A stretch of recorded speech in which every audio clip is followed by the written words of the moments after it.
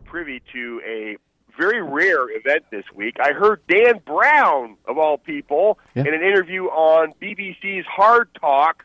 I don't recall who the host of the show. They have 4 different hosts of that show. I'm not sure which one it was. Yeah, I would look it up for you, but my internet's down right now. So just anyway, just go ahead. We're going to get it back up. We've got technicians working on it right now. But anyway, so just tell us what you know about it, because I'm familiar with this story, and it is a rare interview, and you've got some insight and some scoop on it. So go ahead. Yeah, because he will lock himself away for months, perhaps years, even in some cases, to write these books. One of which was the Da Vinci Code, which was soundly panned by the Catholic Church, and they told all their followers, do not see this movie. I haven't seen the movie, but I know the plot of the movie, okay? Mm-hmm. So Dan Brown has this new book out. It's called Origin. Mm-hmm. Origin, you know where that's going, right? Origin? Yeah, I do. Right.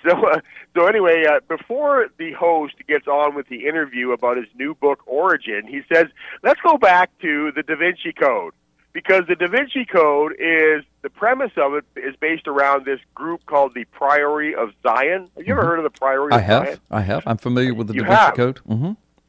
Well, for those who don't, so the host says, the premise of the book was based around this group, Priory of Sion. And the host says, you are aware that has all been thoroughly debunked and exposed as a giant hoax. And I'll get more to that in a second, but the Priory of Sion is a fringe fraternal organization founded and dissolved in France founded and dissolved in France in 1956 by Pierre Plantard as part of a hoax.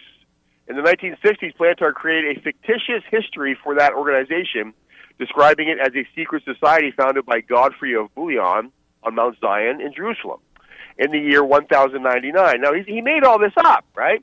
And he conflated it with a genuine historical monastic order, the Abbey of Our Lady of Mount Zion. In Planter's version, this is the original version, the priory was devoted to installing a secret bloodline of the Merovingian dynasty on the thrones of France and the rest of Europe, right? The myth was expanded upon and popularized by the 1982 pseudo meaning fake, historical book, The Holy Blood and the Holy Grail, later claimed as factual in the preface of the 2003 novel, The Da Vinci Code. After becoming a cause célèbre from the late 60s to 80s, the mythical Priory of Sion was exposed as a ludibrium. Okay. What's a ludibrium? Ludibrium is a game. That's all it is. It's a Latin word. It just means game, right? So what? Created by Plantard as a framework for his claim. Now, this is important that people hear this. As a framework for his claim of being the great monarch prophesied by Nostradamus, right?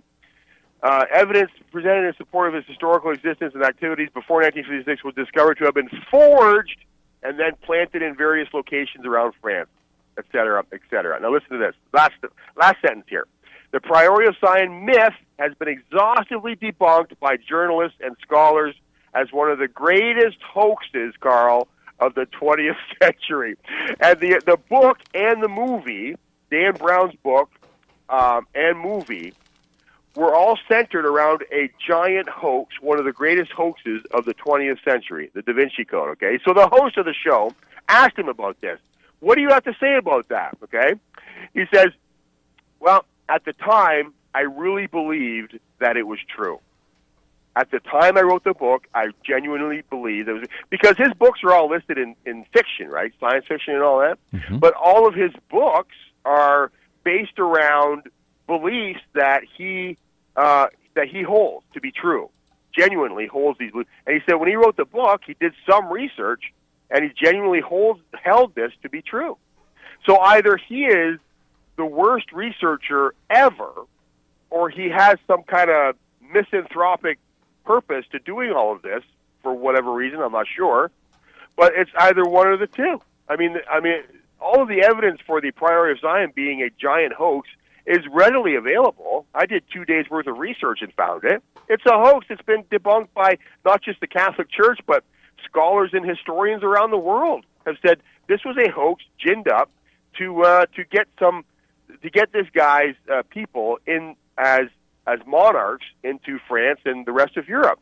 Here's the thing: this hoax it evolved into a greater hoax where, okay, so this Plantard guy, he was just trying to establish a bloodline, a monarchical bloodline, right?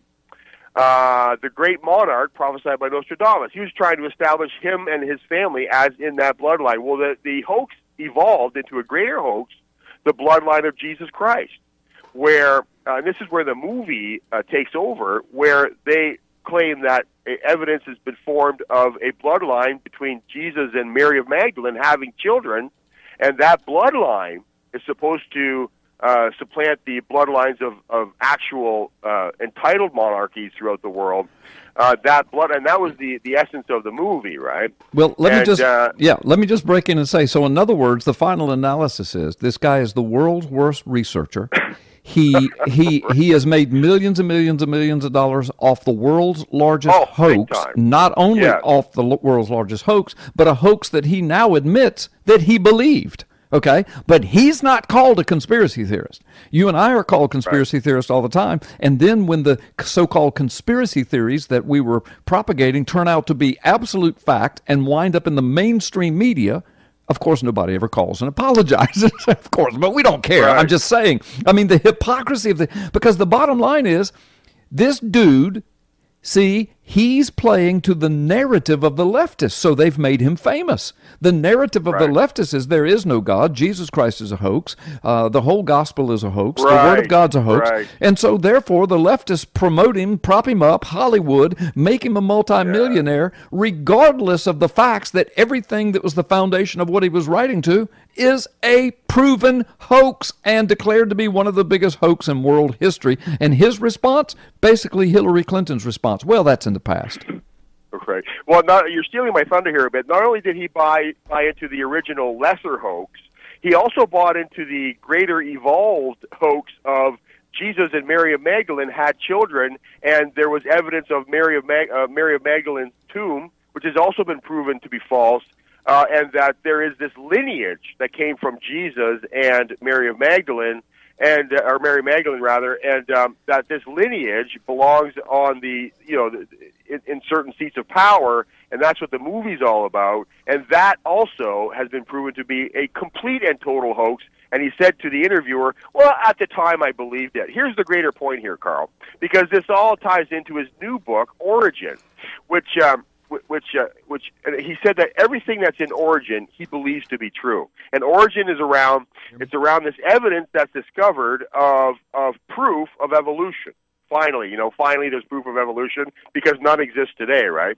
So finally there's proof of evolution exposed in the book, and that's what the book Origin is about. And my point is this, Carl: knowing now what we know about everything written in the Da Vinci Code, would you not say that Dan Brown has an enormous credibility problem? Not only that, but you didn't even know this, but I'm going to tell you. WND contacted me today and asked for my comments on that very story on Origins, because he claims, he claims, Dan Brown claims that because of technology, we're not even going to need God anymore. All of that's just a bunch of junk. Technology is going to be our new God. Now, you got to remember, you've set that up perfectly. You got to remember the idiot that's saying this.